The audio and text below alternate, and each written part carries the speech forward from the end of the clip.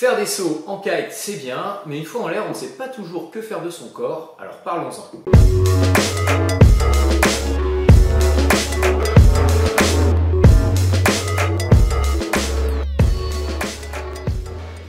Maintenant que vous êtes de plus en plus à l'aise avec l'appel de vos sauts, avant de chercher à aller plus haut, je pense qu'il est préférable de se concentrer sur ce qui vous apportera plus de confort, plus de maîtrise et donc plus de sécurité.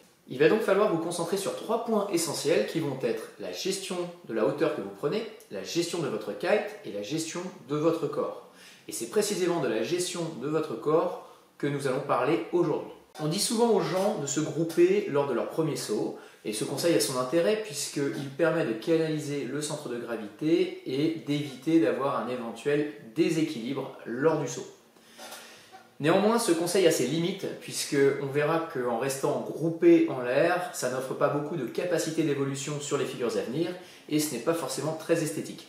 Elle est moche, elle est gentille, mais elle est moche. Si vous êtes un petit peu observateur, vous verrez également que quand les gens naviguent et qu'ils font des sauts, ils ont tendance à avoir les 2 jambes qui se plient et les jambes qui traînent derrière eux. Alors ce genre de petite habitude, eh bien, il faut essayer de la gommer très vite parce que c'est ce que j'appelle un geste parasite. Ça fait perdre du temps, ça bloque sur l'évolution de certaines figures également, donc ce n'est pas forcément utile. Ce que je vous conseille dans ce tutoriel, c'est de très rapidement apprendre à faire une rotation à 90 degrés en orientant le nez de votre planche sous le vent, en pliant la jambe arrière, tendant la jambe avant et en gardant votre planche parfaitement sous votre corps. Les repères pendant le saut sont donc les suivants. Regardez là où on a quitté le contact avec l'eau, épaules et tête dans le même axe, nez de la planche vers le bas et orienté sous le vent, jambes avant tendues et jambes arrière fléchies, et être bordé à fond.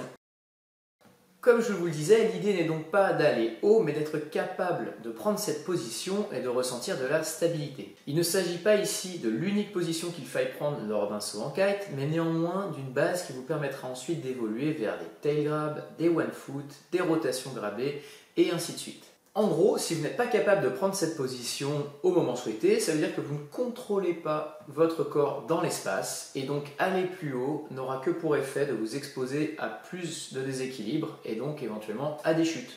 Autre chose, vous remarquerez qu'en prenant la position que je vous suggère ici, vous êtes déjà bien orienté pour être à l'abatté lors de la réception de votre saut. Or, s'il y a bien une règle élémentaire à la réception de tous les sauts, c'est d'être à l'abatté pour amortir et reprendre de la vitesse. Prendre cette position en l'air n'est vraiment pas compliqué, néanmoins avoir un regard extérieur peut être bénéfique car on pense parfois à tort qu'on fait le bon geste alors qu'en fait c'est pas tout à fait ça. Ici par exemple mon élève commence à tendre vers la position souhaitée mais on remarque que c'est surtout la tête qui tourne et non tout le corps. Il faudra donc travailler encore un peu pour atteindre l'objectif. Voilà pour cette petite astuce, sachez que la progression en kite, eh bien c'est plein de petits détails de ce genre qui vont vous permettre d'évoluer et d'aller chercher du détail pour progresser sereinement et sans vous éclater.